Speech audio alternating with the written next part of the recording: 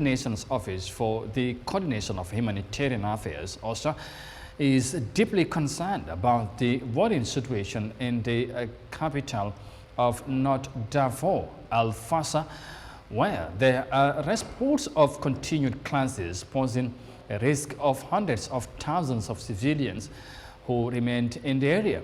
As Sasum Cham reports, concerns are also growing over the escalating conflict in the war-torn country of Sudan.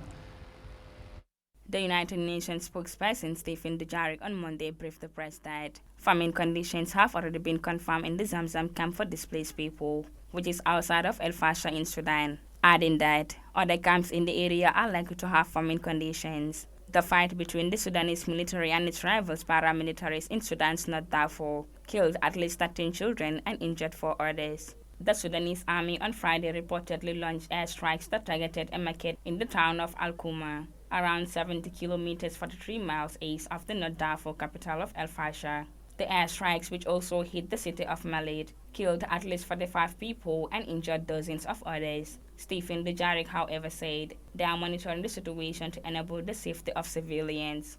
Sudan are closely following the developments and continue to advocate for an immediate stop to the fighting and for the protection of civilians and humanitarian access of both supplies and personnel throughout the country. According to the International Organization for Migration, in the first few days of October alone, tens of thousands of people have been displaced across Sudan due to fighting. These include in North Darfur, West Darfur, and the Sena states, where airstrikes clashes between the rival forces and insecurity near villages and markets have displaced as many as 42,000 people, both within Sudan and across borders. The spokesperson further mentioned that the United Nations is closely monitoring the cholera outbreak in Sudan.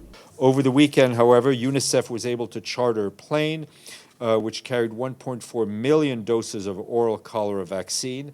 That plane arrived in Port Sudan to bolster the response, which aims to vaccinate more than 1.8 million people in the most affected areas, which are Gedaref, Kassala, and River Nile State.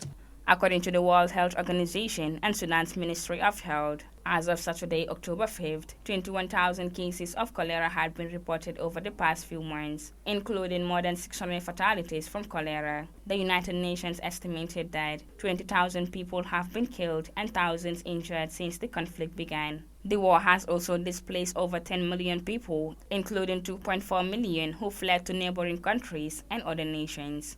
Reporting for African News, I'm Sasum Cham.